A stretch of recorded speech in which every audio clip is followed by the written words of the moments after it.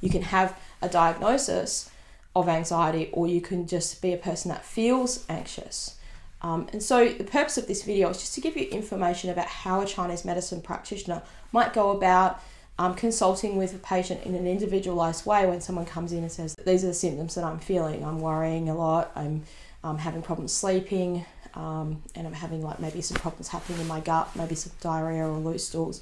And there can be a lot of other symptoms that patients experience, and we would still go about making that individualized diagnosis. Hi, I'm Maria Hopkinson. Welcome back to the Chinese Medicine Podcast. Today we're going to talk about anxiety and Chinese medicine, traditional Chinese medicine, and the emotions that relate to anxiety in a Chinese medicine way. This video is not a replacement for medicine, nor is any YouTube video should be a replacement for going and seeing a professional practitioner. So make sure if you do have symptoms that are undiagnosed, if you're not sure, if you're not under the care of a practitioner, then I would encourage you to go and do that and do your due diligence. And there's a couple of videos on here you can look up to how to find a good herbalist or an acupuncturist that can help you, that's nearby where you live, and that you can find someone that can help you. So who is this video for then? So it's for patients that may be already using Chinese medicine, or people that are interested in, can Chinese medicine help me if I have conditions, particular conditions, or if I have, how does it look at those conditions? How does it understand that? And firstly, we're not claiming that we can treat things. So that's not what this video is about. This video is about explaining how Chinese medicine looks at the symptoms that people feel when a patient comes in and says, I feel anxiety. How would a Chinese medicine practitioner look at that in an individualized situation, in an individualized sense? So that's the first thing we want to talk about. Chinese medicine practitioners are completely individualized. So it's not like, sometimes you might find on the internet, and even I've done some videos, like here's 3 acupressure points that can help calm your mind or calm anxiety or something like that. Now, those things are very generic, and sometimes we might use that kind of stuff as part of the treatment. After the consultation, we might use that. But that's not really what Chinese medicine's about. Chinese medicine's about looking at why you have particular symptoms, what imbalance has gone on in what we call the 5 elements. So now we're going to look at the 5 elements. We've got wood, fire, earth, metal, and water. Now these elements are basically systems in our body that interact in a physiological way with like basically represent the physiological, which means the actual, the skin, bone, the tissues, the things we can see, touch, your organs, that sort of stuff, blood flow. That's all physiological. That all has an interaction in our body going on all the time through those elements. But there's also an interaction in a mental health way or an emotional aspect of how those things interact. And when we get a physiological imbalance in an organ, then that can lead someone to have a propensity to particular emotional responses as well. And more like, so in Chinese medicine they have causes of illness. So one cause can be physical, but another cause can also be emotional. And so the 7 emotions are described in classical Chinese medicine sets, right? That those different emotions are, so it's not to say we only have 7 emotions for one, but those emotions are relating to like concepts of emotion. Like, so we're going to talk about, if we talk about anxiety, the 2 main emotions that would relate to in Chinese medicine are fear and worry, or pensiveness. And those elemental responses relate to the earth element, which is the worry or the pensiveness, and the fear relates to the kidney aspect of our body, which is the water element. Now, does that mean you've got something wrong with your physical kidneys? Does it mean you've got something wrong with, like, what's the earth relate to? Spleen and stomach? Does that mean you've got a stomach problem? Do I have gastritis? Do I have some kind of... No, it's not like that at all. It's this system of understanding, and it's a conceptual understanding. So it's not like you can cut the body open and say, oh, there's the fear inside your kidneys. However, it's very interesting to think that Chinese medicine relates fear to kidneys, or to the water element, when in a physiological sense, I'm going into Western medicine here, what's on top of your kidneys? Your adrenal glands. And so the adrenal glands relate to the fight or flight response, which is related to adrenaline. And so when you are fearful, your kidneys, the adrenal glands on top of the kidneys, secrete adrenaline, so you can fight or flight. You can run away from a situation, or you can. And so too much adrenaline in the body also can cause you to have, a urination response, like wet your pants, or too much, and that's also through fear, right? When people say, "Oh, I'm so scared, I wet my pants," right? And so, like, it can be almost an no one wets their pants, I don't think, voluntarily. Well, you could, but like, it's an involuntary response of the body. It's like, the reason why you're wetting your pants from fear is because physiologically, if your body's trying to get ready to run away from a situation, it wants to be as light as possible. So it's like saying, let's just dump off this little bit of urine that's not needed, so we can run away if needed, because your body's a self-protecting mechanism. It wants to protect itself. So if you were held up at a gas station or a service station, a servo in Australia, and someone said, "Give me all your money," or, I'm going to put this bullet in you, pop a cap in your ass, put this bullet in your brain. And some people may, in a state of like complete fear, wet their pants, because their body's saying, well, if you need to run away, you should be as light as possible. Anyway, that's a side thing, but it is kind of it's kind of introducing that concept that, yes, Chinese medicine is in a way a metaphorical and an observational system. I think it's important to discuss the organs within their 5 element kind of context, because that kind of helps us remember that, hey, it's not that kidneys actually your actual kidneys, it's this concept of water, and that the yin aspect of water, which is the kidney organ, how is that being affected in our body? So for someone who has anxiety, often the symptoms are worry or fear, a fear-based kind of worry. And let's think about the earth element for a little moment here. So earth, the earth element relates to physiologically digestion. And in a healthy sense, all of these elements have a healthy aspect to them as well. All those emotions aren't negative emotions. Even fear isn't a negative emotion. It's just too much fear, or fear at an inappropriate time. And so also worry, the good side of worry in a Chinese medicine sense would be what we call pensiveness, or rumination, or a reflection. So that yi, the yi, yi, the intellect is the mental emotional aspect that's associated with earth. And so that intellect and that thought is a good aspect of the earth element. But when those thoughts are combined with fear, and they become worrying, or they become things where, like, okay, so if you have a child, and your child went to the shops and they didn't come home when you thought they would come home, it would be natural for you to worry, for you to have a thought like, I wonder what's happened to Johnny, I hope he's okay. 10 minutes later, I wonder what's happened to Johnny, I hope he's okay, because you care about Johnny, you want him to come home from the store. But if you just, like, let's say the minute he goes out the door, you're thinking, oh, I hope he doesn't get killed, I hope he doesn't get attacked, hope no pedophiles touch him, and you just can't stop thinking, and Johnny's like 14 years old, Johnny should be able to go down the store by himself. And so that you may have this worry, and where does that come from? Maybe because something else has happened to someone else, that's close to you, and so your brain's kind of just goes there automatically. And that would be an example of a person who's got an inappropriate, a disproportionate amount of worry for the situation. And so that's where sometimes those things can happen. Now, let's say you're just a worrier. A lot of people say, oh, I'm just a worrier, it's just how I am. Maybe because physiologically you do have an imbalance in the earth element that just leads you to have that. So you may have some stuff, so we want to think about, well, what does earth do? This is what a practitioner would be doing in the consult. If a patient said to me, oh, I'm just a worrier, and some traumatic event happened to me, and now I have like extremely worse anxiety, or I have terrible anxiety now, and I used to just always be only a worrier, and now this sort of anxieties are kind of like out of control. What can we do if that person? How would a Chinese medicine practitioner approach that situation where the patient said, "Oh, I'm just a worrier, but now I've got this extreme anxiety, or since this situation." So we would look at, well, what's wrong in their body? What's an imbalance in their body that would lead to them always being a worrier? Do they have some kind of problem with that earth element? So things that earth does is digesting, like food. And so do they have any problems with their guts? Like, do they have pain in the epigastric area around the bottom of their ribs, the middle aspect. Do they have bloating? Do they have problems with their bowels? So everything from the mouth to the anus is all related to earth in a broad sense. It's the products of digestion, and it's part of digestion. So if that person's got difficulty digesting food intolerances, that kind of stuff, then that may be related to a physiological aspect of earth.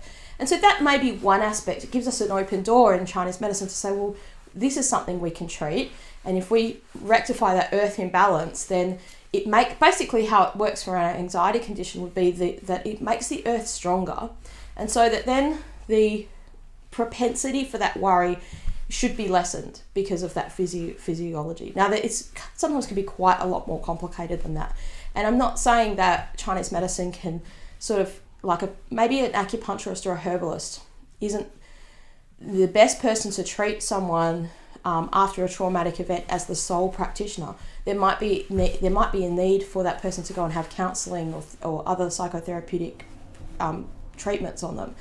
They might need to have Western medication. They might need to have be under the guidance of a psychiatrist or a psychologist or something like that. There's nothing wrong with those treatments. They can be very effective for things as they're needed, but there is also still a place for Chinese medicine. I believe that there is a place for that within these mental health conditions, and there's certainly a lot of things that we do that Western medicine doesn't take into account. Like, Western medicine isn't going to say, oh, you went through a traumatic event and you've always been a worrier, and how's your digestion? How's your bowel movements? They don't care about that. Or they may think about those things in a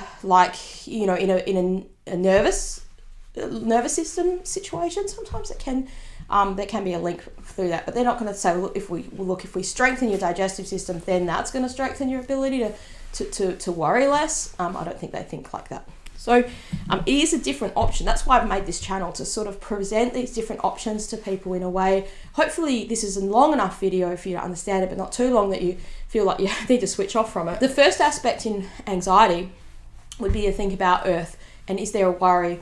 So the emotions associated with earth is pensiveness, which is like, it's good to have reflection, and that's a healthy aspect of earth, right? So let's say you wake up, like this morning I woke up and I thought, I'm going to sit on my veranda and I'm just going to write my to-do list, which I do usually every day. And I had that thought of like, reflection is really important for, like, I was thinking about what I was going to do today, so I was thinking about making this video, and I was thinking about how reflection is important in terms of like, how that influences what we do in the future, and how that can be really useful.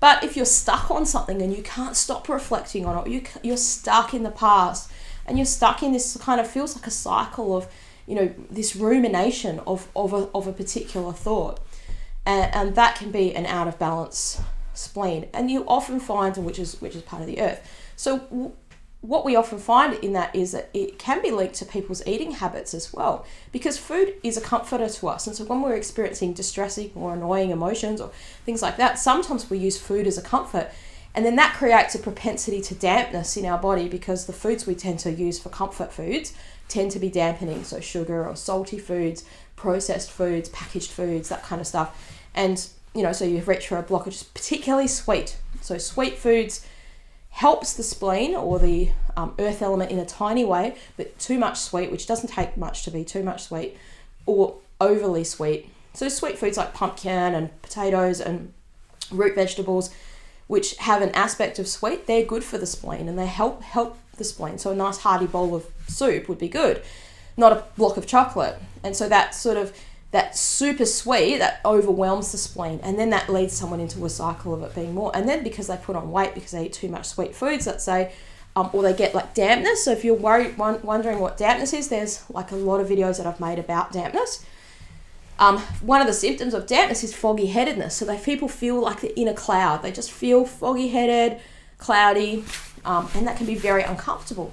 So imagine if you're feeling cloudy headed, foggy headed, and you've been through something traumatic, or you're just a worrier, and that worry and that pensiveness, but then you've also got that cloudy headedness. So sometimes what can happen is the thoughts that you're thinking aren't really rational thoughts anymore, and that would be in more an extreme psychosis sort of situation. And we see that a lot in people that like have a psychosis.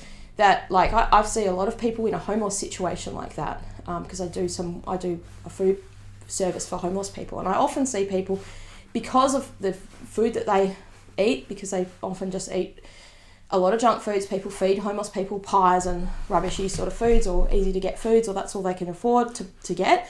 Not all the time, but that's common. And because of maybe because of past drug use or something like that, you often see people who live on the street, they have a real sense of, they've lost their sense of taste, and so they love salty and they love sugar. So when we run our food service program, there's several guys that, the minimum sugar, we did it last night, and the minimum sugar that people had was 3 sugars in their tea and coffee and Milo. One guy has 7 sugars, and that's what he always has. And look, we just give them what they want, because we're just there to help, and I'm not there to be the sugar police for them. But what I'm getting at is that, because of that, because of drug use and things like that, that can alter your body's ability to regulate your taste. But then, because you're consuming all that sugar and you're salty, then what happens is it messes with your mind, and you often see people in a homeless situation, because they're also exposed to the environment and the elements easily. They get wind and cold in their body very quickly and very easily, and because they're malnourished, they tend to not get better. It's hard to get better. If you get the flu and you're on the street, it's hard to get better. Anyway, this video is not about homeless people, but I just thought I'd mention that, because you see that kind of, I see that in our society very obviously to me, that in a Chinese medicine way, you can kind of see how people can go from worrying and pensiveness to a psychotic kind of state, and where those people are kind of muttering on the street and not making any sense, or getting basically getting psychotic, getting angry, getting violent, taking off all their clothes, running around with a baseball bat.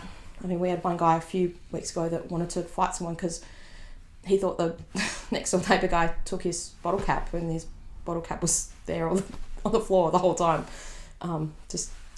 So what can happen when you've got a lot of worry and a dampness situation happening is that then you've got this foggy, clouded headedness, and you're not in your right mind. You're not in your, and so that can go from various degrees. Now, that homeless psychotic person example is a very extreme example, and that's certainly not the kinds of patients that I would see. But that is how Chinese medicine would kind of see that, how that would play out, or how that if someone was psychotic, that's how it would start. Basically, it's kind of a combination of phlegm and damp kind of misting the mind.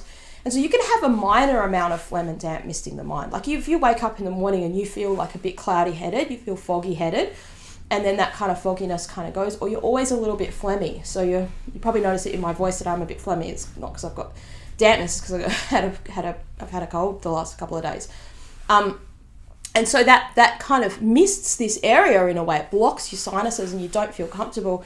So that phlegm is kind of making you hazy. And if you do have a cold or a flu, and you'll probably know what that feels like, you don't feel good. You don't feel clear in your head. And then as soon as that goes away, you feel, oh, good, I feel so clear-headed now. So dampness has a big aspect to play in anxiety, in terms of misting your mind. And then if that person has that propensity to worry, they kind of can worry on things that aren't, or think on things, be pensive on things, ruminate on things that are not, they don't have the ability to kind of discern whether they should be worrying about that or not, right? Is it a rational thought? Is it just thoughts that, what they call circular thoughts that kind of go around and around? And look, and in another extreme example, you can also see the spleen and the earth involved in things like obsessive compulsive disorder, because a person kind of ruminates and thinks on a particular thought, like, if I don't do this thing to mitigate this bad thing that's going to happen, I need to touch things a certain amount of times, because often the thought in their mind is something bad will happen, like so-and-so might die, or something might happen, or and that is an irrational thought that's there, but they can't get rid of that thought. It's just kind of always constantly there. And sometimes various treatments, be it Western medicine based or Chinese medicine based things, might not ever get rid of that thought, but it might just lessen it, or turn the volume of that thought down, or certain things could turn it up. So that's how the earth's involved in something like anxiety or worry. And then you have the fear aspect in the water element. So Like I said at the start of the video, fear is related in a healthy way to fight or flight. But it's not healthy to live in a state where you're constantly fearful. Now, naturopaths have made a diagnosis very popular called adrenal fatigue, which is basically the concept where you're constantly in that fight or flight mode. So your body's needing to produce a lot of adrenaline all the time. And so hormonally, your adrenal glands are overworking all the time. And they're overworking because your body's kind of always in that mode. And so people need to sometimes take various medications, like things like alcohol or coffee, to rev up or rev down, to wind down, because they can't wind down, because maybe at the start of the day they've got to take so much stuff to rev up, so much coffees to get going, and then they've got to have alcohol, or some people smoke marijuana or different things like that to kind of help them calm down at the night. And so that can be a state where you need to address the substances that you're using as well, because that's probably just creating a different situation in your body, and that may be making things worse as well. But let's say in an anxiety situation, you've just got a bit of, like, you've got a lot of overthinking, and that's the earth element, but you've got a little bit of fear kind of in there as well, and that sort of anxiousness and worry of if something doesn't happen, bad things might happen. So if I don't do this, what about? And so this is kind of almost, I'm doing this movement because it's like that's in a way that's what's happening in the body, and they feel like this churning inside, or this horrible churning in their gut, and that physically can affect your earth element, which makes you feel sick to your stomach. You might feel sick and get cramps in your abdomen and things like that. And in Chinese medicine, that's all related to the earth, like cramps in the abdomen and getting diarrhea and or constipation or something like that. Think changes in your bowels. And then the other element that's affected for sure is your fire element, which is the aspect of your Shen, or your consciousness. So fire is kind of the mental, like the overarching aspect of all the mental functions. So your Shen is like, when I'm awake, now I have Shen. When I'm sleeping, I do have Shen, but my Shen isn't like active at night, or shouldn't be active unless you're dreaming and super active at night. Your Shen is kind of resting. Now, what can happen with anxiety is because people don't have good sleep. It's often associated with that, or the poor sleep might have started first, then their Shen doesn't rest. And so if your Shen, your mind, doesn't rest, it's very hard for your body to repair itself. And so in a mental health sense, in Chinese medicine, that would be an aspect we would look at. So the purpose of this video is not to sort of say, well, Chinese medicine whether it can or can't treat anxiety. It's just to show you how we would go about focusing Chinese medicine on those different symptoms that are associated with that condition that people say they might have had a diagnosis of anxiety, or they might feel the emotion of anxiety. They like anxiousness, worry, fearfulness.